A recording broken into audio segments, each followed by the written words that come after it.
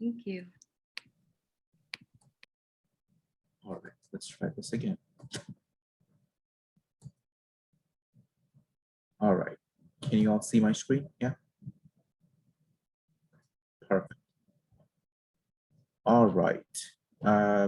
So I thought we would walk through kind of an overall view of enrollment update, both for spring quarter and then what we're seeing for fall, noting that we just finished spring census, so we have kind of very close to the final numbers. And then depending on which population you're looking at, we have more or less in-depth kind of sense for where fall is headed, which gives us a sense for what the next fiscal and academic year might begin to look like. Stop me at any time if you have questions, anything like that, just feel free to chime in. I can't see everyone, so just shout out. Okay, so spring. We are ending the spring quarter. Again, this might change a little bit because when census is finalized, numbers always move, 10, 20 or so here and there.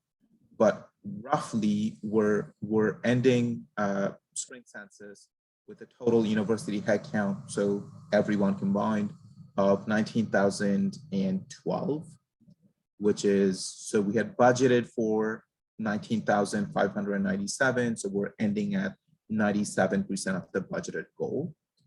When you compare that against spring 2020, so last year, we're about 2.7 close thereof behind in year to date.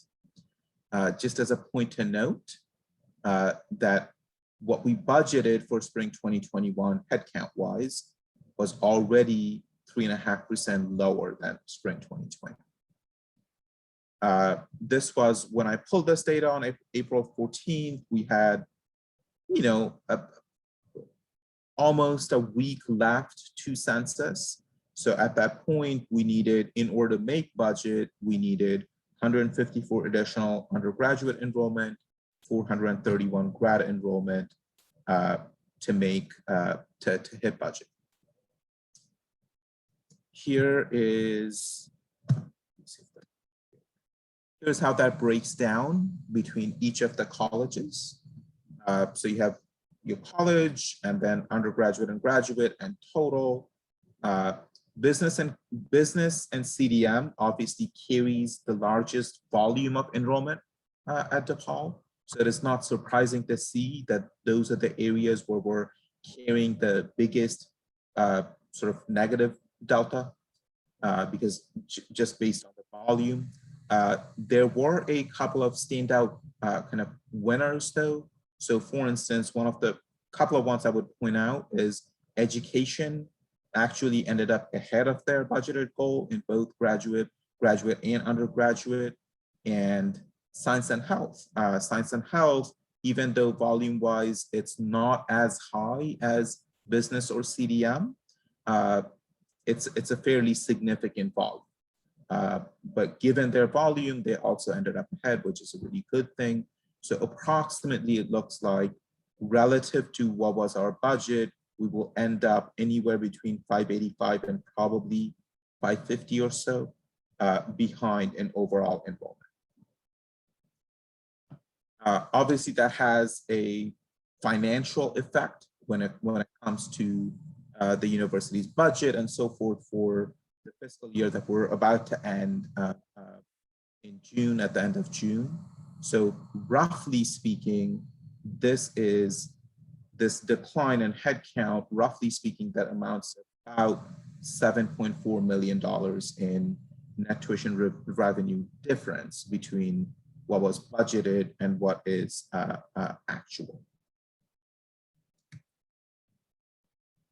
Moving on to fall, freshman is the area where we have, that's closer to becoming final because May 1 is going to be decision day. So we're very close to having a fairly clear grasp of where that class will land. Application as of today is at 13,911. This is 16% ahead year to date. Our goal was to get 30,000 or more, so we reached that goal about 3 months ahead of time, which has allowed us to continue to get application and continue to recruit. Our admitted student volume is at 22,036. This is 13.5% ahead year to date. Our goal was to admit about 21,000 or so students, again, expecting about a 30,000 application volume. We wanted to hold on to about a 69%, 69 to 70% acceptance rate. We're holding at about 69. Our deposits for fall as of this morning, or as of this morning, is at 1,835. This is significantly over 24% ahead year to date. The reason I put in the 2019 numbers here is because if you remember, last year around this time, we're kind of walking into kind of the depths of the pandemic. So deposits were slowing down at this point. So relatively speaking, the delta looks bigger. So we're also comparing ourselves to where we stood at this point in 2019, which is pre-pandemic, with the hope that hopefully we're walking out of the pandemic.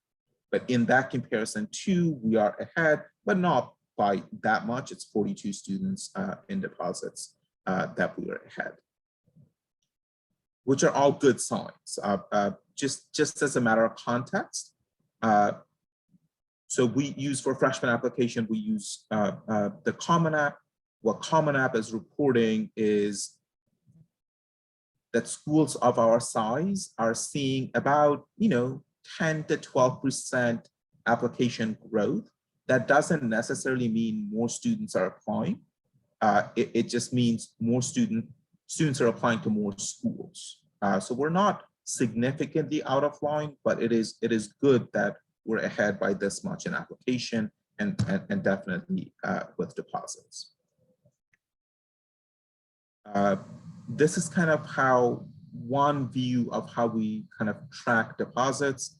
This line graph, this time series graph up top here looks cumulative aggregate net deposits. This red line is how last year played out.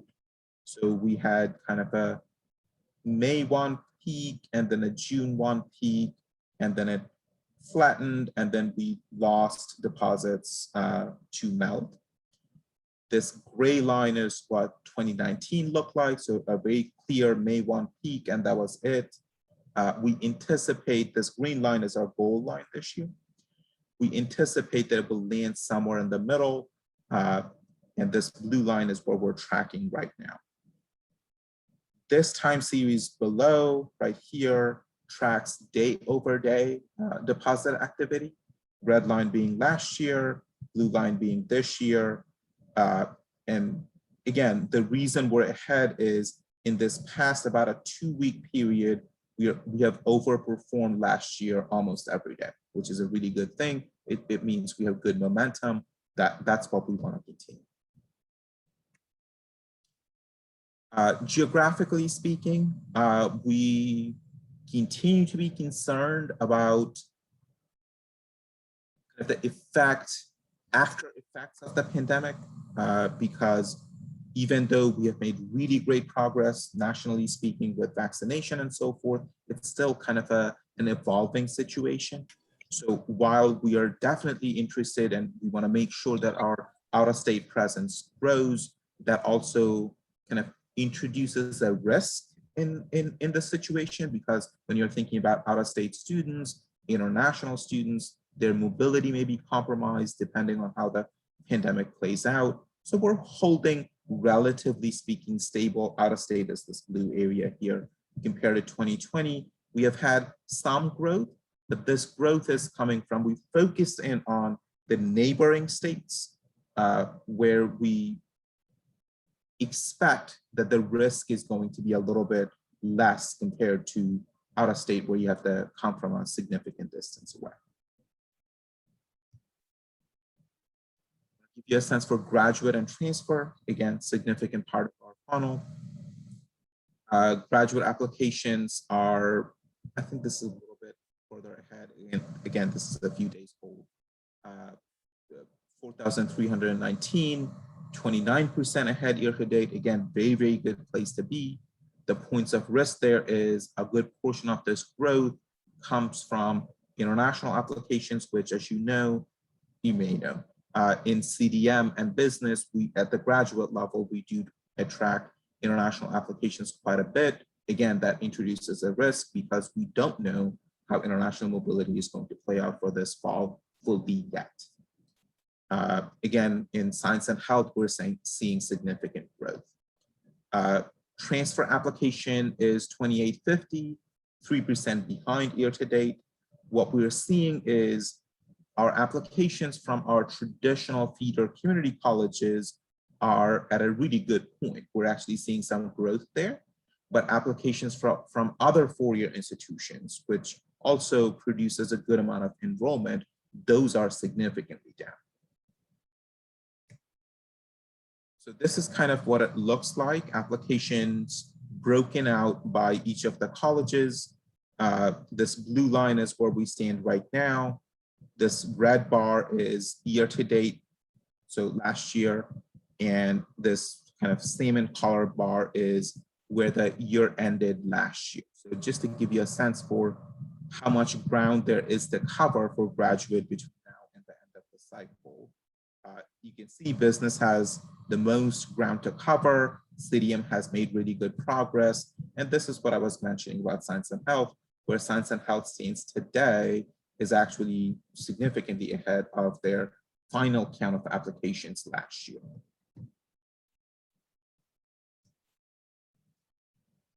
At the graduate level, what in freshman we call deposit, at the graduate level we call intent to enroll.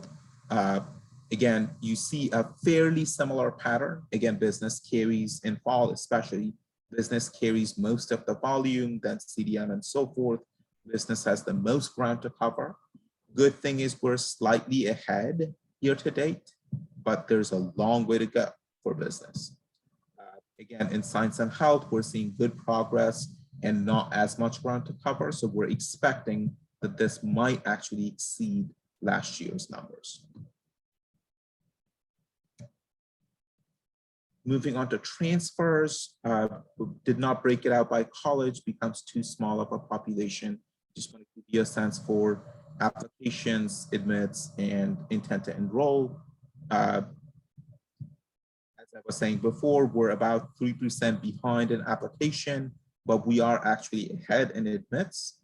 We have taken some really good steps in making sure that we're processing applications quicker than any previous years. In particular colleges where we have a good relationship with those community colleges, we're trying to procure the transcripts that students have to submit on their behalf so that they don't have to go through that trouble. That also helps completing applications. So we have turned out more decisions, more admit decisions as a result. And we're just slightly ahead in intents. So again, good ground to cover between now and when fall starts. So this is what I have for you today. Questions, comments, anything that you want to ask? Thank you so much. So yeah, we're going to transition into question and answer. If anyone has any questions, just please raise your hand and wait to be called on. And then if you raise your hand more than once, we're going to call on people that didn't go first. And just be conscious of time because we have till about 7 o'clock for this. So I saw Johnny's hand up first. Hi there. I want to be first say thank you for coming. And I was just curious. I didn't see College of Law on there, or I might have missed it. Are there any statistics on that, or how does that work? Yeah. So the reason you were right, it did not see law in there. Law manages the School of Law manages their own admissions. They are included in our overall university numbers, of course, but they manage their own admission system. They're also on semester, so they kind of sit apart a little bit from what from the information that I get from them. They seem to be doing okay. Their goal has been to improve LSAT scores over time, while making sure that the bar passage rate of students is at a good level. They seem to be making good progress in that. Thank you so much. I saw David's hand up second. Hi. A question not so much about the data, but I believe I remember seeing you from the info meeting about the replacement for Campus Connect because of the sunsetting of PeopleSoft, and I was wondering if you had any update on that process. Yeah, I don't have any significant updates, David. So the reason we wanted to initiate that kind of group at that point is to do a lot of background work to identify possible vendors, begin to identify the requirements from each of the areas, operating areas. That's the process that we're in right now. We have not zeroed in on any vendors or anything like that. We're just simply doing the background work at the moment. And go ahead. So you then presumably you guys will follow up with SGA. I was just wondering who is the point person on that project? So ultimately the point person is going to be ultimately kind of the lead on that when we go to implementation at some point, which we will have to, as you might remember. It's going to be IS because it's a replacement for the entire ERP, right? But in the interim, as we're doing this work, either me or you'll remember Karen Chaden came with us in the meeting last time, and Michael Wright, who's the registrar. Either of us, if you have any questions, anything like that, just reach out. So the registrar, and who is the other person? Karen Chaden. She is, I forget her title, but she's in academic affairs. She's an associate provost. She works with all of the advisors, academic support, and all of that. Okay, thank you. All right. Leslie, go ahead. Yeah, I just had some quick questions. So I had, unrelated to the presentation, or not unrelated, but I think Enrollment Management released a report recently within the past few months regarding kind of what's our overview of what the university is looking like right now. And one of the things that I noticed is that our attrition rate is really, really high. And kind of retention has been a struggle for the university for, it seems like a couple of years now, if not a few more. And I was curious if there are any strategies going on to increase retention, just because that certainly is where we're probably losing a lot of our students. If I remember the rate correctly, after about 1 year, we're losing 9%, which is, to me, that's a bit surprising. Maybe I'm not really an expert in attrition rates at other universities, but it seems really high to me. And I was curious if you have any strategies going on to kind of lower that attrition rate, because I think it went up 2% between 2019 and 2020. Maybe that's COVID related, but still, it seems pretty high even at 7%. Yeah, so you're correct, Wesley. That's a really, really, really good point. So attrition rate went up or retention rate went down, however you all want to think about it. About 1.5% between 2019 and 2020, and a good portion of that, obviously, as you are all experiencing it, has to do with COVID, obviously. But the point that you make is a really, really good one, which is, freshman to sophomore retention, so when we talk about retention rate, we talk about freshman to sophomore, but then there's also sophomore to junior, so on and so forth, right? So it's retention and persistence. Both of those factors are important. And yes, even though DePaul's retention rate and persistence rates are much higher than national averages or national standards, what we are very much focused in on when we talk about enrollment is that is not enough, right? Obviously, we have made really good progress over the last decade or so, and then making further progress on that becomes that much more challenging but that needs to be our goal because that's what we are able to do. So there's a lot of focus on that. Couple of things, couple of strategies, or I don't know if they're strategies or tactics, but a couple of items that we're focusing on, for instance, has to do with identifying, for instance, where in the students, roughly speaking, 4-year journey, do we see the most amount of possibilities of attrition? We're trying to identify through analytics what might some of those causes be, which will hopefully tell us what are some of those interventions. We're also working on, in a very, very significant way, and this is related to the question that David raised earlier, what are the systems and processes that are in place that allow, so think about your advisor. When you work with your advisor, if your advisor gets to have a clear view of what might you need help with, you would imagine that the advising interaction, the advising session would be far more productive, helpful for both parties involved. We do not have at this point a university-wide integrated system like that. That's one of those things that we're very interested in figuring out how we implement. We are trying to identify ways in which working with advancement, so fundraising, we're trying to figure out ways to raise significant additional dollars to create micro-grant opportunities for continuing students. So just as you saw through the CARES Act money, so the federal government money, kind of the additional one-time grant support for students through COVID, what we saw is that there might be some opportunities for the university to continue to sustain that past these kind of grants that we got from the government. We do not expect that that will continue. So all of those things are at play. Can I just ask a quick follow-up on that? Sure. Yeah, I'm, one thing that I think would be super cool or something like that interesting might be helpful in terms of kind of determining how we can reduce, attrition.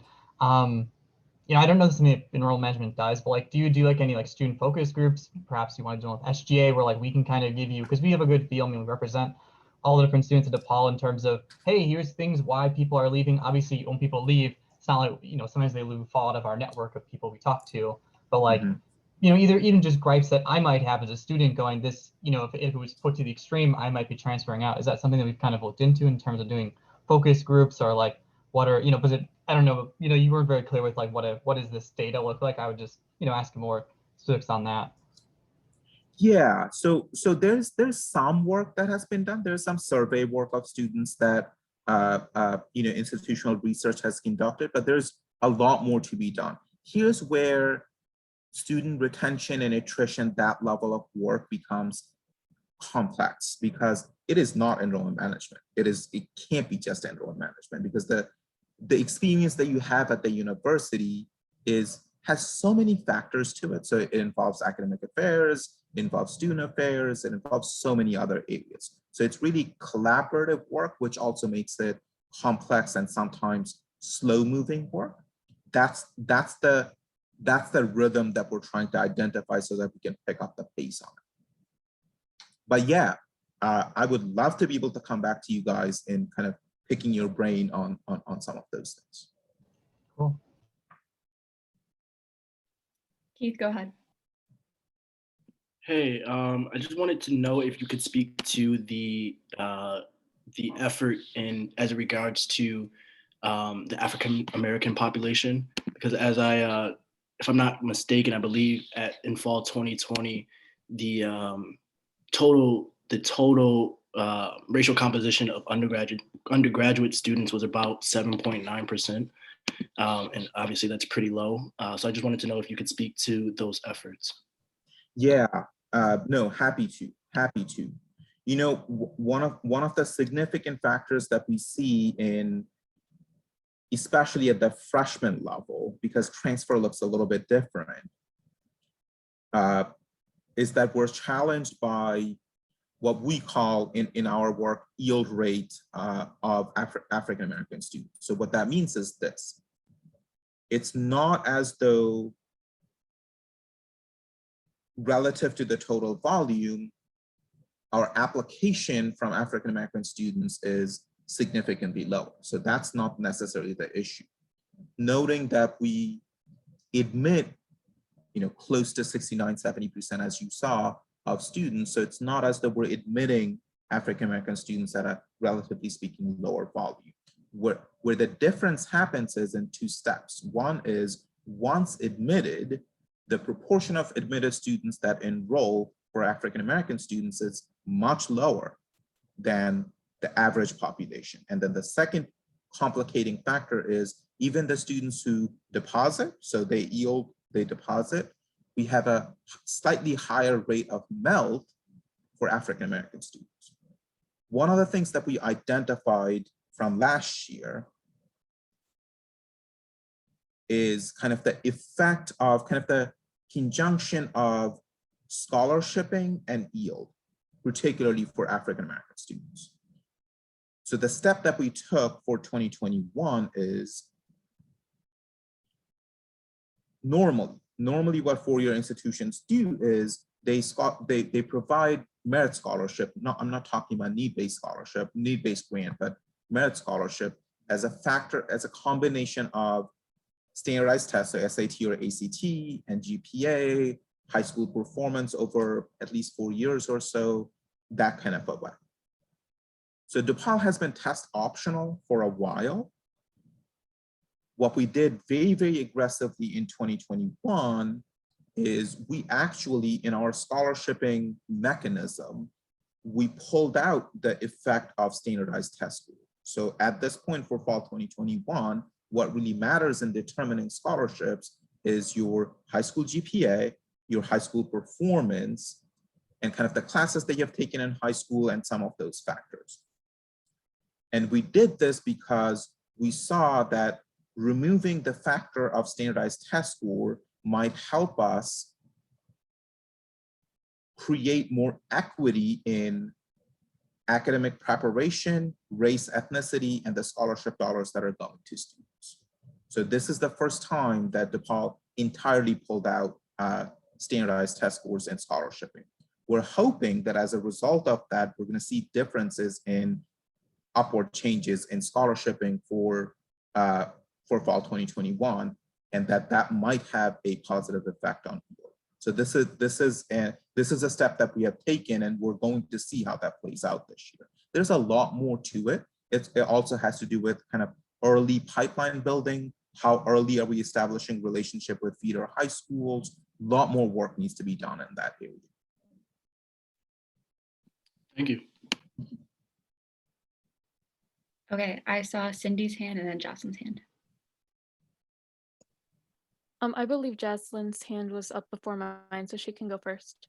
I'm so sorry. Go ahead. No, it's fine.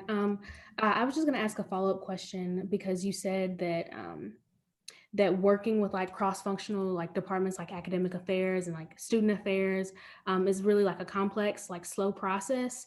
So in that process to like decrease the university's to like decrease like retention rates, like what role has strategic enrollment management kind of played in the process of addressing concerns to the students like we haven't retained? And like, would there be anything you think that like the department could do better?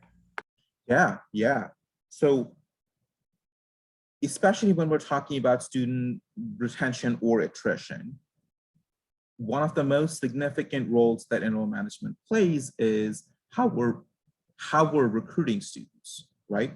Which students we are going out to create our application volume, who are we able to yield, and how we're scholarshiping them, right? Because that creates the student profile, which ultimately has a correlation with who are we able to keep, who generally speaking performs well, things of that nature. Because we're kind of the pipeline that introduces students into the rest of the university. So that's one of the primary roles that enrollment management plays in this, which also has to do with, so what we bring to the rest of the university in this conversation is how financial aid is handled, both merit-based scholarshiping and need-based grants, and these micro scholarships and so forth that I've been describing. as well as kind of data and analytics about the student profile that's coming in. Then it's kind of a handoff to the rest of the university. So think about advising, think about orientation, think about your academic support and academic experiences. It starts with admission and then moves into that. That's the collaboration that admission or enrollment management tries to do with rest of the areas. It's just, they're so interdependent. That's why it becomes complex. I'm sorry, kind of follow-up question with that. Yeah. So based on, like, because you mentioned like student profiles and the types of students like DePaul tries to attract, do you think that like within strategic enrollment management, we could be attracting more diverse and like eclectic kind of groups of students that could bring something additional to the DePaul community? Oh, absolutely. Absolutely. 100%. There's a lot more work to be done in that area for sure. I'm sorry, I don't want to take up too much time, but like specifically, like, is there any like work you could kind of give us, or like what process that's already been started with that? Yeah. I'll give you a couple of examples. One example I'm going to go back to is kind of this reformulation of merit scholarship that we did. That was a kind of designed experiment to see what effect that has on our student profile, both academic, diversity, and volume for that matter, how many students we're able to attract, because that matters too. Second is, I was talking about early engagement. One of the two things we have started kind of simultaneously, parallelly complementing each other.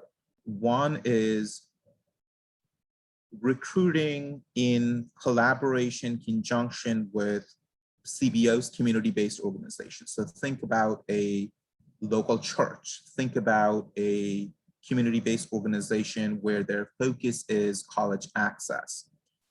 This is not a high school, right? This is an organization within the community. So we have started partnering with, beginning with Illinois, a handful at this point of CBOs with whom we work to kind of supplement and enhance the materials and resources that they provide within their community to create more of a college pipeline. Here, the interest is not just necessarily that we want to recruit all of those students into DePaul, but because it may not be the best destination or choice destination for that student. We just want to make sure that access to college is possible. So we have started that work. Parallel to that, what we have started doing with target high schools is this micro scholarship platform called Raise Me, which allows students to join that platform if the school participates or when the high school participates. And based on the activities that they do normally anyway within their high school, so think about, I don't know, community service, leadership activities, taking challenging classes, things like that. They can start earning small amounts of scholarship dollars while they're in high school. And when they matriculate at DePaul, that scholarship dollar, like that total amount earned, no matter what, is going to be waiting for them. So our assumption is, at least our hope is that this kind of early engagement also does two things. It adds at least a little bit more towards affordability of college, and it allows that student to build a longer term relationship with DePaul, so that coming to DePaul doesn't appear to be so much of a big challenge, because we're a private school. People generally think that this may not be affordable, et cetera, et cetera. So we want to dispel that myth, because we are affordable compared to a lot of other private schools. Relatively speaking, we can, depending on certain circumstances, we may even be comparable to some of the state schools, especially the flagship. So those are the conversations that we want to start having earlier on. So this started at the end of 2020 last year. So those are some of the examples that we're trying to put in place. Okay, great. Thank you. Mm-hmm. Cindy, go ahead. Hi, Mr. Ghosh. First of all, obviously, thank you for answering all our questions and just being here. So I've spoken to members of administration about commuter students and what we can do since I think the last statistic I read was about 92% of our university is commuter based. And the answers that I've been given based on the people I've been talking to is we can't do much because there's no data. There's no data on commuter students. And one of the things that I noticed as you were presenting your data is that you have data based on in-state and out-of-state. And even if I go to the DePaul website, you have data on alumni. So for example, here it says more than 65% of DePaul alumni live in the Chicago area. So my question is, why is there data, I guess, even on members of DePaul who aren't actively enrolled versus the majority of students? And what I mean by data is like, for example, how far out in the state, for example, how long would the commute be, when that could be something that I guess it wouldn't be unreasonable to ask incoming students or to ask the general population. Yeah, no, I could not agree with you more. I do not think that I don't think that that's an unreasonable question. I don't know why there isn't data about that. That's a really good gap that you just pointed out. I will talk to institutional research and see why that isn't there, because some of the address data and whatnot may be variable, may not always be accurate because students change address, so it may not be 100% accurate, but we should be able to produce at least a general view of where our students are and where they travel from, where they come from, etc. That's fixable. That's fixable. Okay, and to follow up on that, what I understand that this is kind of putting you on the spot, but what possible measures or who would be the best people to talk to about collecting that data? Because we can't, there's a lot of things that commuter students would like to have that we can't, because when I have tried, they just say we don't have data, so therefore we can't serve this community. Okay, no, that's a very good point. Your primary resource there will be institutional research and market analytics, IRMA. IRMA is the office that kind of maintains all institutional, especially student-related data. That'd be your primary office to talk to. But tell you what, Cindy, I'll reach out to them. I mean, of course you should too, but I'll reach out to them tomorrow and see why that's the case. Thank you. I do appreciate that. I yield my time. Awesome. I see Erica's hand up. Hello, I just had a quick question regarding DePaul implementing the vaccine being required come the fall of 2021. Just kind of want to know the reasoning behind that, especially with the May 1st deadline of freshmen coming up. Yeah, so Erica, I think you're asking two questions. One is why and why now, right? Yes, thank you. Yeah. Okay, so I think the why part of that is it really goes back to when this pandemic started. You may remember, right, that kind of the main guiding principle there was that we wanted to make sure that we're taking care of our community, so the DePaul community, as well as the community within which we live, right? So think about our neighborhoods and things of that nature.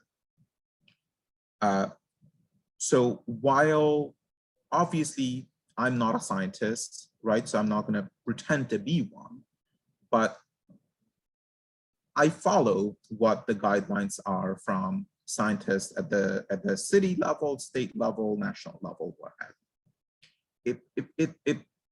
From their guidance, it seems very clear that creating more of a vaccinated base of residents and students or what have you will provide another layer of added protection by which we can take care of each other and maybe hopefully at some point very, very soon get out of the kind of constraints of pandemic that we're in. So that's the primary reason that we wanted to make sure that more of our students, more of our community members, everyone is vaccinated. why are we doing it now? Why did we make this announcement now? It really had to do with access. So even though in principle, again, going back to that question of safety and taking care of each other, kind of responsibility towards each other in our community, we always thought that vaccination is a good thing. We did not want to make this kind of an announcement while we didn't know that we could do something about making, in whatever limited capacity that we can, vaccines available to students. So once we got and it was difficult, right? Access to the vaccine has been heavily controlled, and we haven't had, at least until now, a good amount of success or confirmation that we would be able to do so. So once we had that, we then moved to make sure that this is the announcement that we're making. So there's the vaccine clinic that we're doing coming up. We're going to try to do on a continuous basis as much as possible and a vaccination available to students. And that was the primary concern there. That's why we made this announcement. Thank you. Okay, so we have a question in the chat. I'm gonna scroll up, sorry. You mentioned that financial aid can support and retain students, particularly marginalized students. However, a number of students of color have experienced issues with receiving financial aid while at DePaul, often under obscure reasons. Every year, a number of students are told by DePaul Central that they need to submit a mountain worth of paperwork without much explanation, resulting in some being denied enrollment. What is causing this problem and how can we circumvent it? Okay. Without knowing the specifics, I can't exactly address, but it sounds like, and I'm making a big leap here, it sounds like verification. It sounds like students were, what is being described in that question is a student or students who may have been selected for verification. That's the, generally speaking, broadly speaking, that's the circumstance under which financial aid would ask the student to submit additional documentation. So here's what that means. Selected for verification means you are eligible for federal and state aid, but then because federal aid comes from the federal government, federal student aid on their own periodically, which is to say every disbursement or every disbursement year, selects students across the United States, across all of the institutions, for verification of their eligibility to receive that aid. The financial aid office in each of the four-year institutions carries out that work of verification. They don't select the students for verification. They're responsible for providing that those verification documents back to the federal government, but they're carrying out that process. That can be a really cumbersome and, I don't know, like a difficult process. I fully understand what you're talking about. Now, the financial aid office can help to a great extent, but their hands are also tied to a certain extent by the rules and regulations of the federal student aid that they have to follow. If there are specific issues, specific experiences that are not up to par, or you felt like you didn't get help, that doesn't mean that the financial aid office will be able to do the work for you, but they should be able to help you. If there are specific issues, I'm happy to share my email, and Courtney obviously has my email, so Courtney, feel free to share that with everyone here. If there are specific issues, specific experiences that are not good, email me. I will personally look into it.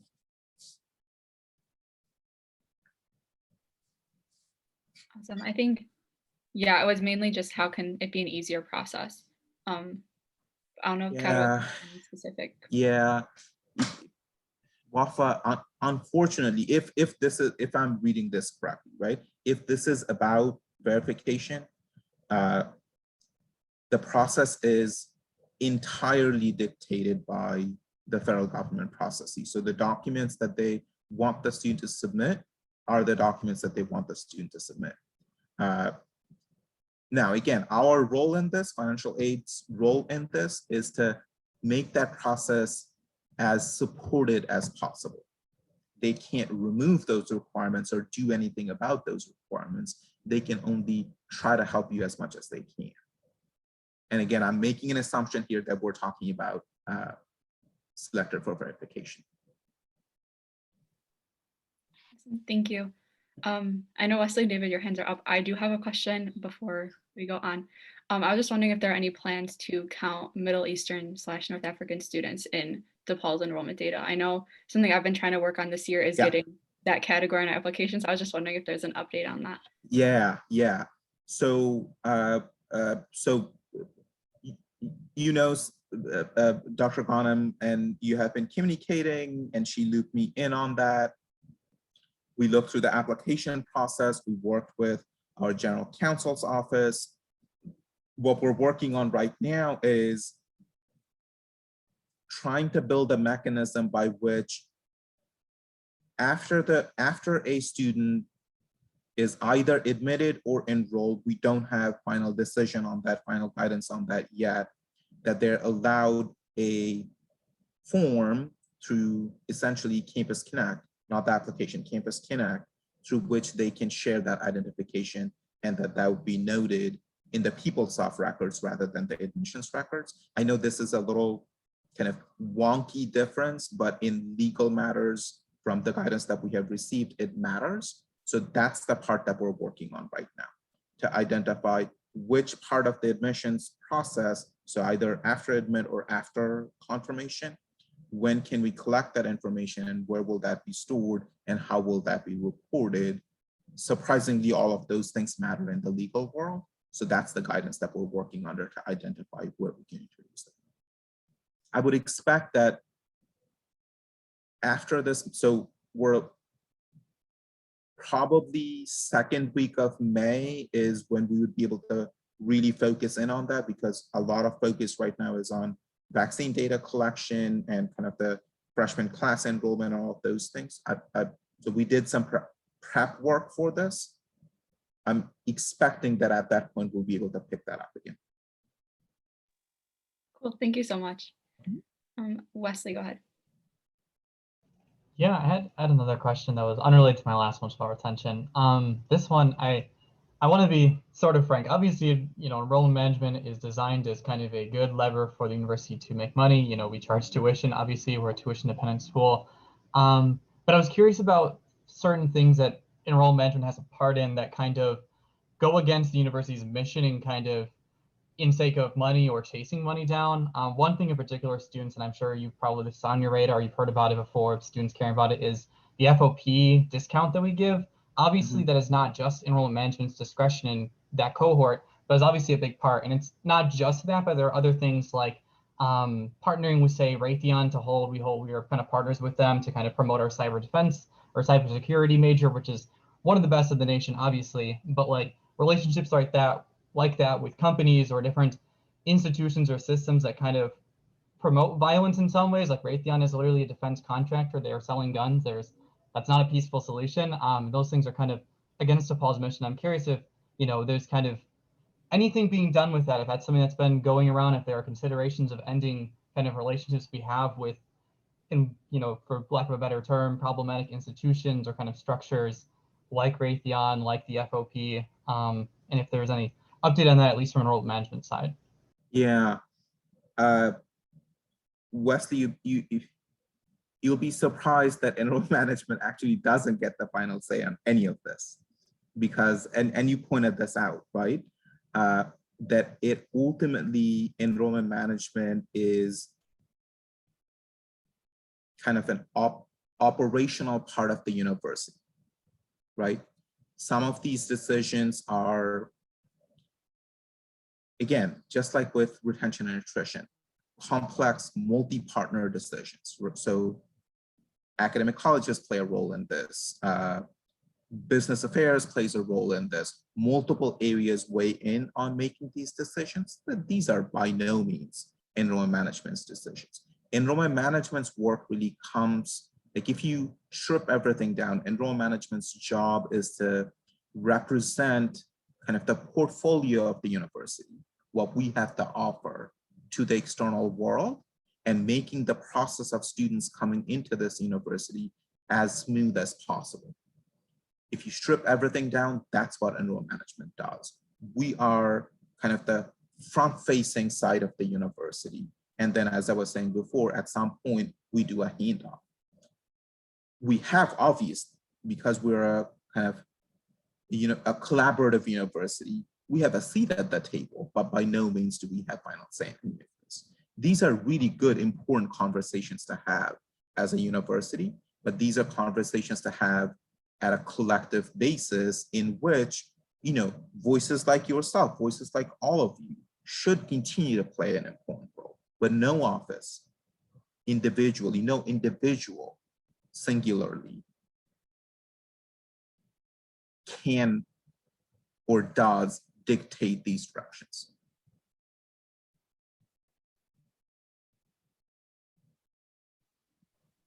Thank you. I see a bunch of hands up, but Alec hasn't gone yet, and this will probably be our last question.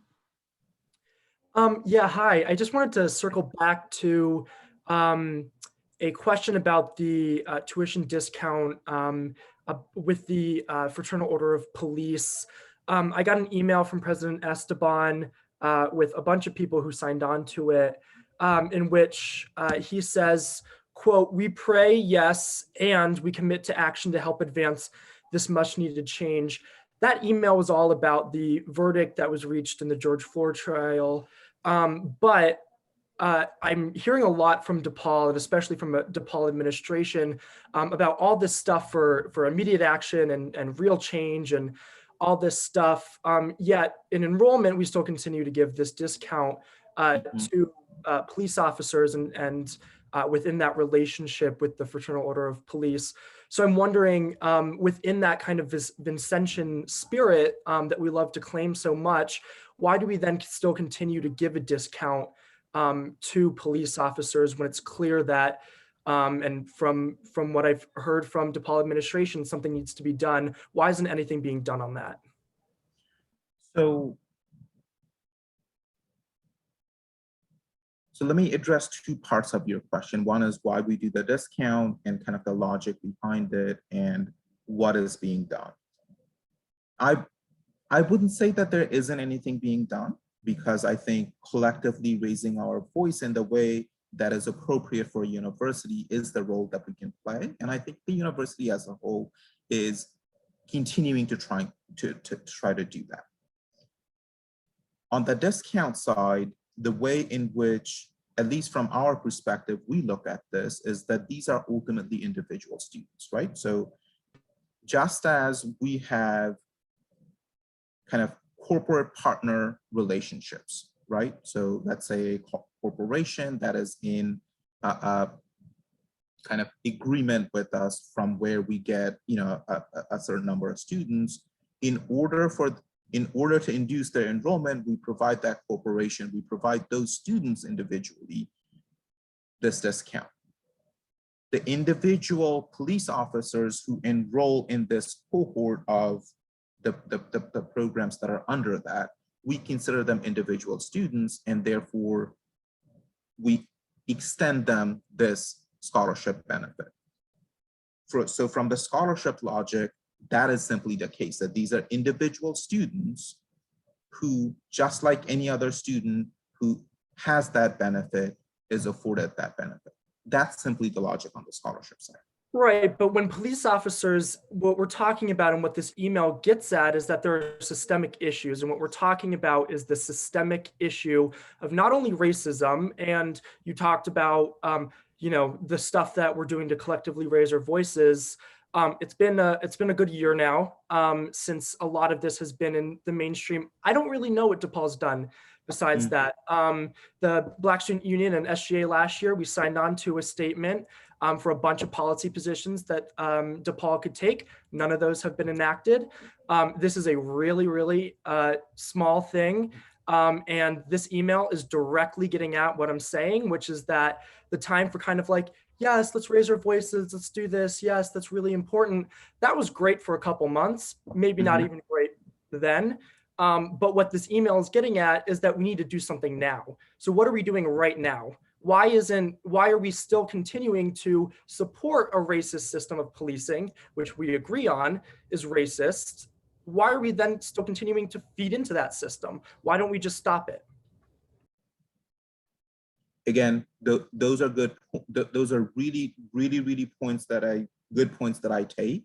But again, as I was explaining before, when it comes to providing this discount, that's a student, right? So if the university, again, as I was saying before, these are not singularly enrollment management decisions. If the university decides that we're going to stop providing this kind of discount to this kind of cohorted student bodies, then we will stop doing so.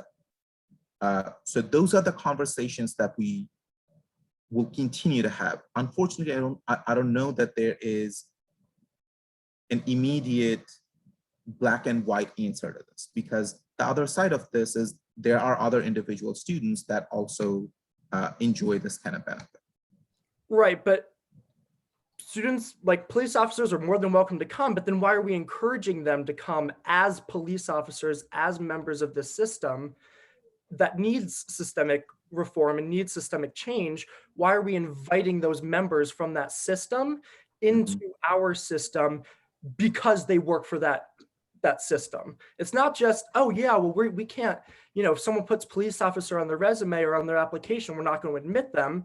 It's saying, because you directly work for the system, we are going to give you a discount. Doesn't that in some way send a message to DePaul students that we are currently supporting a system of policing that for a year and for decades and decades, but for a year has been in the mainstream talk about really, about killing Black and brown people? What does that send a message to Black and brown students that you guys are still supporting this? And, kind of you were saying there's no black or white answer to this. What if we were to tell you there is a black and white answer? The answer is we want you to end that tuition discount. Students at DePaul want you to end that, and we want you to do it now. Okay. Again, as I was saying before, that is not just my decision to make. How's this? I will carry this message back to collectively where such decisions are made. That's the best thing that I can do. Thank you so much for your time. I know it's a little bit past 7. We only had Soumitra till 7, so thank you so much. Yeah. And his email is also in the chat if anyone has follow-up questions. Yeah, please feel free to reach out if you need anything at all. Feel free to reach out. Great. Thank you. Okay. All right. Thank you, everyone. Have a great evening. You too. Thanks. Bye-bye. Bye. All right. We stop the recording.